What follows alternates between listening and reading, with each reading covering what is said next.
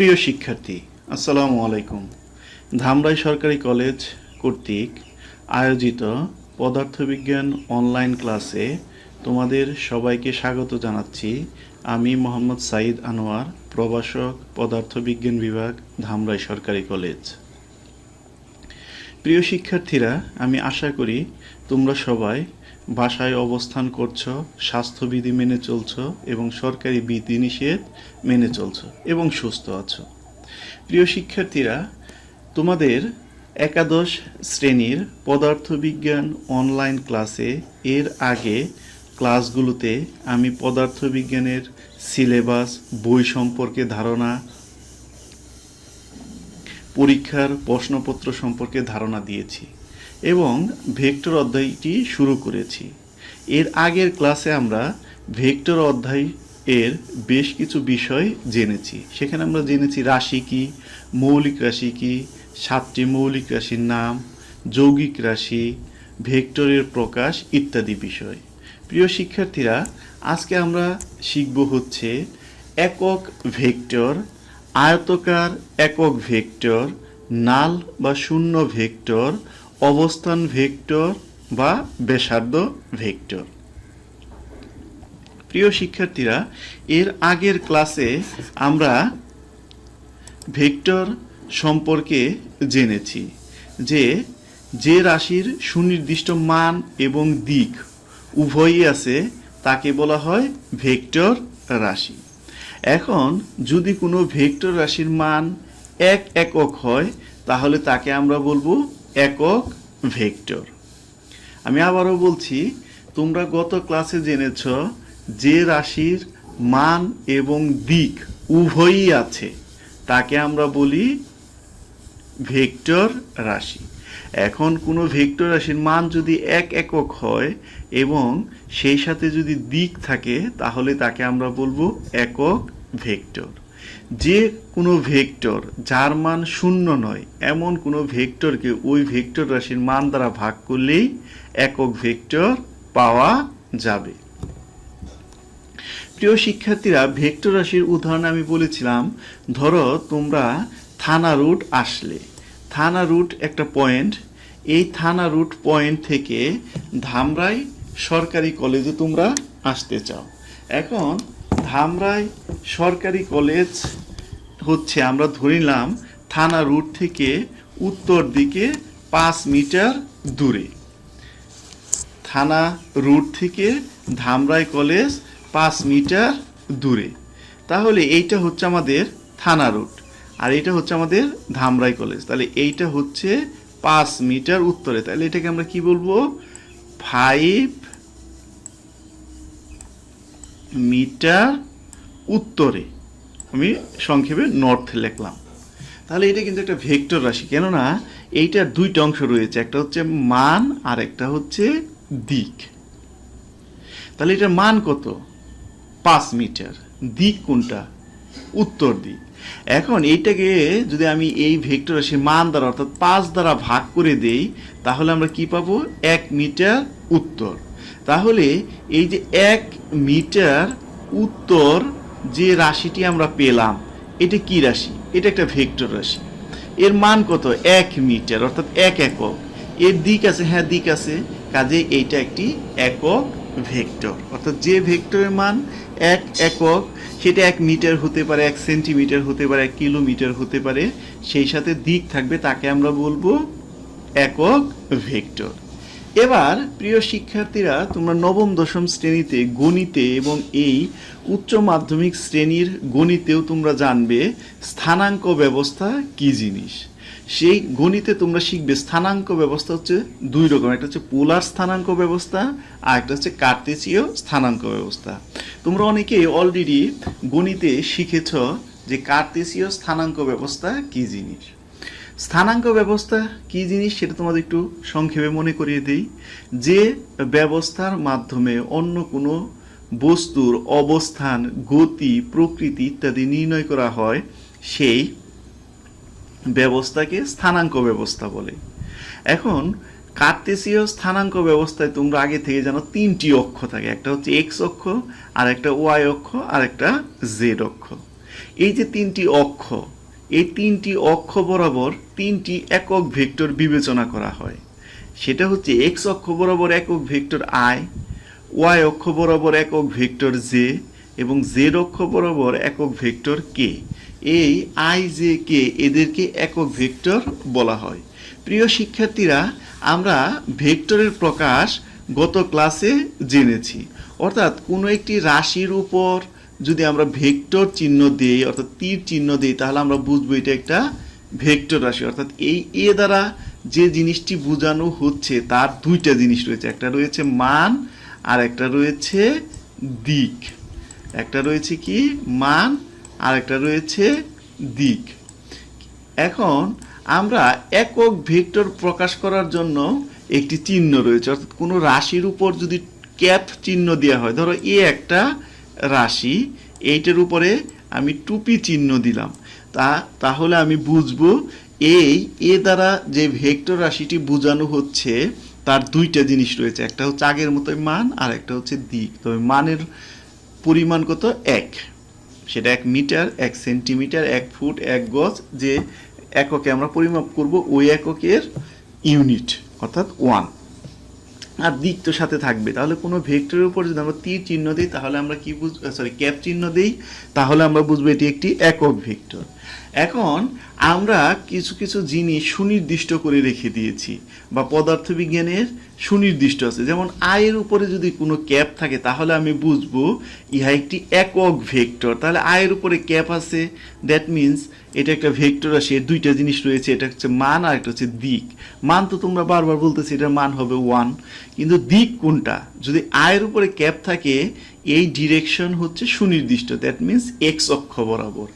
I দ্বারা কিন্তু always x অক্ষ এর দিক প্রকাশ করা হয়, আর জে দ্বারা হচ্ছে ওয়াই অক্ষ, আর কে দ্বারা হচ্ছে জেড অক্ষ। আমরা যখন অঙ্ক করব তখন দেখব যে বিভিন্ন ধরনের একক ভেক্টর বা দিক আমরা নির্ণয় করব। যেমন একটু আগে বলেছিলাম যে ধামরাই থানা রোড থেকে ধামরাই কলেজ 5 মিটার উত্তর, এটা আমি সংক্ষেপে 5 মিটার নর্থ লিখেছি, তোমাদের নিশ্চয় মনে আছে। তাহলে এটার যে একটা ভেক্টর আসে, ধরো এটাকে আমি এ দ্বারা প্রকাশ করলাম, এটাকে আমি কি দ্বারা প্রকাশ করলাম? এ, অর্থাৎ এ ভেক্টর মানেই হচ্ছে 5 মিটার নর্থ। এখন এটাকে যদি আমি 5 metre divided by north divided 5 করি তাহলে 1 মিটার নর্থ পাবো। তার মানে এটা একটা একক ভেক্টর। এই একক ভেক্টরকে আমি স্মল এ দ্বারা প্রকাশ করলাম। তাহলে স্মল এ মানে কত? 1 মিটার নর্থ। এটা কিন্তু সুনির্দিষ্ট না। তুমি এইখানে এ দ্বারা 1 মিটার নর্থ বোঝাচ্ছ, আরেক জায়গায় দেখা যাবে এ দ্বারা অন্য দিক প্রকাশ করছো, কিন্তু আই দ্বারা কিন্তু অলওয়েজ এক্স অক্ষ, জে দ্বারা অলওয়েজ ওয়াই অক্ষ, কে দ্বারা অলওয়েজ জেড অক্ষ। তাহলে এতক্ষণের আলোচনায় আমরা কি জানলাম? যে কার্তেসীয় স্থানাঙ্ক ব্যবস্থায় পরস্পর লম্ব 3টি অক্ষ থাকবে বা থাকে। এই 3টি অক্ষ বরাবর বিভিন্ন ভেক্টরকে প্রকাশ করার জন্য একক ভেক্টর ব্যবহার করা হয়। আর এক্স অক্ষ বরাবর সুনির্দিষ্টভাবে আই ভেক্টর, ওয়াই অক্ষ বরাবর জে ভেক্টর এবং জেড অক্ষ বরাবর কে ভেক্টর ব্যবহার করা হয়। এই আই জে কে এই একক ভেক্টরগুলোকে আবার আয়ত একক ভেক্টর বা আয়তকার একক ভেক্টর বলা হয়। এখন প্রিয় শিক্ষার্থীরা, যদি দুটি ভেক্টর আমরা বিপরীত দিক থেকে ক্রিয়া করে কিন্তু ভেক্টর দুটির মান সমান, তাহলে কি হবে? তোমরা ছোট বয়সে অনেক সময়, সবাই হয়তো করনি, অনেকেই করেছ, একটা বেঞ্চে দুই বন্ধু দুইজনকে দুই দিকে ধাক্কা দিয়েছ। এখন একটু ভালো করে খেয়াল করো যে তুমি তোমার আরেক বন্ধুকে ধাক্কা দিচ্ছ, যে দিকে তোমার বন্ধু তোমাকে ঠিক উল্টা দিকে ধাক্কা দিচ্ছে। এখন দুই বন্ধুর ধাক্কা যদি সমান হয় আর দিক যদি বিপরীত হয়, তাহলে কি কেউ ধাক্কা বা সংঘর্ষের স্থান থেকে সরে যাবে? সরে যাবে না। কিন্তু তোমার ধাক্কার পরিমাণ যদি বেশি হয়, বন্ধুর ধাক্কার পরিমাণ যদি কম হয়, তাহলে বন্ধু তোমার ধাক্কার দিকে সরে যাবে এবং তুমিও ওই দিকেই যাইবা। আবার উল্টা ঘটনা যদি হয় যে বন্ধুর ধাক্কার পরিমাণ বেশি, তোমার ধাক্কার পরিমাণ কম, তাহলে বন্ধু তোমাকে যেদিকে ধাক্কা দিচ্ছে সেই দিকে তুমি সরে যাবা। কিন্তু দুইজনের ধাক্কা যদি সমান হয় তাহলে কি হবে? তাহলে আমরা বুঝতে পারতেছি একজনের ধাক্কা আরেকজনের ধাক্কাকে নিষ্ক্রিয় করে দিবে। অর্থাৎ লব্ধি ভেক্টরের মান হয়ে যাবে 0। তাহলে আমরা বুঝতে পারতেছি যখন একাধিক ভেক্টর কাজ করবে তখন সেই একাধিক ভেক্টরের লব্ধি মান অর্থাৎ মোট মান 0 হতে পারে। হ্যাঁ, যদি কোনো ভেক্টরের মান 0 হয় তাহলে তাকে আমরা নাল বা শূন্য ভেক্টর বলবো। একই জাতীয় দুটি ভেক্টর সমমান কিন্তু বিপরীতমুখী হয়ে ক্রিয়া করলে এদের লব্ধি সবসময় 0 হয়ে যায়। তাহলে প্রিয় শিক্ষার্থীরা, আমরা নাল বা শূন্য ভেক্টর জানলাম।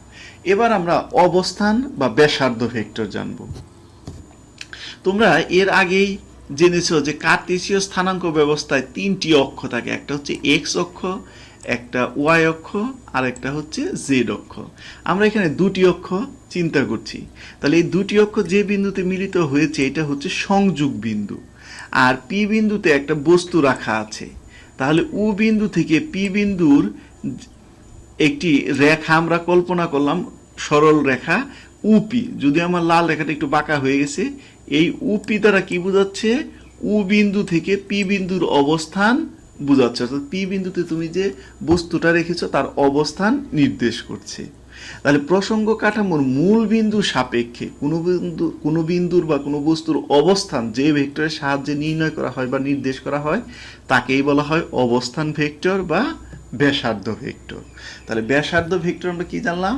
যে প্রসঙ্গ কাঠামো অর্থাৎ ওই যে স্থানাঙ্ক ব্যবস্থা যেটা ছিল কার্তেসীয় স্থানাঙ্ক ব্যবস্থা, সেই কার্তেসীয় স্থানাঙ্ক ব্যবস্থার মূল বিন্দু সাপেক্ষে অন্য কোনো বস্তু বা বিন্দুর অবস্থান যে ভেক্টরের মাধ্যমে নির্দেশ করা হয় তাকেই বলা হয় অবস্থান ভেক্টর। তাহলে চিত্র অনুসারে উপিটা কি? অবস্থান ভেক্টর। এই উপিকে তুমি উপি দ্বারা প্রকাশ করতে পারো, আবার যদি মনে করো যে আমি একটা সংক্ষিপ্ত বর্ণ দ্বারা প্রকাশ করবো, যেমন আমরা এখানে প্রকাশ করেছি আর দ্বারা, তাহলে এই আর ভেক্টরই হচ্ছে অবস্থান ভেক্টর। তাহলে প্রিয় শিক্ষার্থীরা, আজকে আমরা একক ভেক্টর জানলাম, আয়তকার একক ভেক্টর জানলাম, নাল বা শূন্য ভেক্টর জানলাম, অবস্থান ভেক্টর জানলাম। তোমরা যে পড়াগুলো আমি পড়াচ্ছি এগুলো কিন্তু অবশ্যই বাসায় পড়বে, বই দেখে আরও বিস্তারিত পড়বে। আর বইয়ের ব্যাপারে তো তোমাদের বলে দিয়েছি, তোমরা যে কোনো বই কিনতে পারো।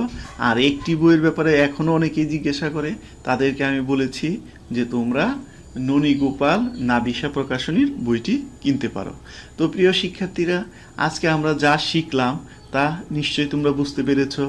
এরপরেও যদি কোনো বুঝতে অসুবিধা হয় তাহলে বইয়ের মধ্যে লাল কলম দিয়ে মার্ক করে রাখবা। কেননা তুমি পড়ার সময় যদি কোনো কিছু না বুঝো, মনে মনে ভাবলা যে এটা আমি স্যারকে জিজ্ঞাসা করবো, তুমি যে মার্ক করে না রাখো পরবর্তীতে তুমি ভুলে যাবে। এইটাই হচ্ছে 99% ক্ষেত্রে সংগঠিত হয়। তুমি যতই ভাবো যে আমি ভুলবো না, কিন্তু তুমি ভুলে যাবে। তুমি বরং যে প্রশ্নটি করতে চাও আমাকে ক্লাস খুললে, তুমি সেই প্রশ্নটি ওইখানে লিখে রাখো। তুমি যদি মনে করো বই এত দাগাদাগি করবো না, তাহলে পদার্থবিজ্ঞান একটি খাতা বানাও, পদার্থবিজ্ঞান খাতায় লিখে রাখো যে স্যার ভেক্টর অধ্যায় আপনি পড়ানোর সময় আমি বুঝেছিলাম কিংবা পড়ানোর সময় বুঝিনি, পরবর্তীতে বই দেখে পড়ার সময় এইটা বুঝিনি, কি বুঝিনি সেটা তুমি মার্ক করে রাখো কিংবা নোট ডাউন করে রাখো। পরবর্তীতে ক্লাসে আমাকে প্রশ্ন করবে, ইনশাল্লাহ আমি আশা করি তখন তোমাদের সামনে আমি এটা বিস্তারিত ব্যাখ্যা তুলে ধরবো, সেক্ষেত্রে তুমি হয়তো ইনশাল্লাহ বুঝতে পারবে। তো প্রিয় শিক্ষার্থীরা, আজকে এই পর্যন্তই। সবাইকে ধন্যবাদ।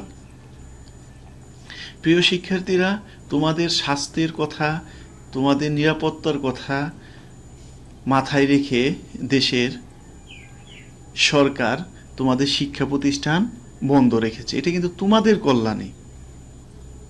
এরপরেও আমরা বিভিন্ন প্রয়োজনে যখন কলেজে যাই তখন অনেক শিক্ষার্থী দেখি এমনিতেই ঘোরাঘুরি করছে। তাদেরকে জিজ্ঞাসা করি, তোমরা কেন এইদিকে ঘোরাঘুরি করছো? স্যার বাসায় ভালো লাগে না। এখন এই যে অজুহাত বাসায় ভালো লাগে না, তোমার হয়তো নিকট আত্মীয় কারো করোনা হয়নি, যার করোনা হয়েছে সে কিন্তু বুঝতে পারে এই করোনার ভয়াবহতা কতটুকু। এজন্য শারীরিক, মানসিক, আর্থিক কি পরিমাণ ক্ষতি সংঘটিত হয়। কাজে প্রিয় শিক্ষার্থীরা, তোমরা মাধ্যমিক স্তর অতিক্রম করে উচ্চ মাধ্যমিক স্তরে এসেছো। এখন কিন্তু তোমরা উচ্চ মাধ্যমিক শব্দটা খুব ভালোভাবে খেয়াল করো, উচ্চ মাধ্যমিক অর্থাৎ তোমরা উচ্চ স্তরে রয়েছে। এখন তোমাদের কাজ কর্ম চিন্তা চেতনাতেও কিন্তু উচ্চ ভাব থাকতে হবে। বাসায় ভালো লাগে না বলে তুমি রাস্তাঘাটে ঘুরবা। আবার সবচেয়ে দুঃখজনক ব্যাপার হচ্ছে কিছুদিন আগে তোমাদের অনেকে উপবৃত্তির কার্যক্রমের জন্য কলেজে এসেছো, আমি দেখেছি অনেক শিক্ষার্থীর মুখে মাস্ক পর্যন্ত নাই। তারা বিষয়টাকে তোয়াক্কাই যেন করছে না। সব কিছু গায়ের জোর দিয়ে অতিক্রম করা যায় না, অনেক কিছু বুদ্ধি বিবেক চিন্তা দিয়ে অর্জন করতে হয়, অতিক্রম করতে হয়। তো প্রিয় শিক্ষার্থীরা, তোমরা অবশ্যই স্বাস্থ্যবিধি মেনে বাসায় অবস্থান করবে, প্রয়োজন হলেই কেবল বাইরে যাবে, কিন্তু স্বাস্থ্যবিধি মেনে বাইরে চলাচল করবে। সবাইকে ধন্যবাদ।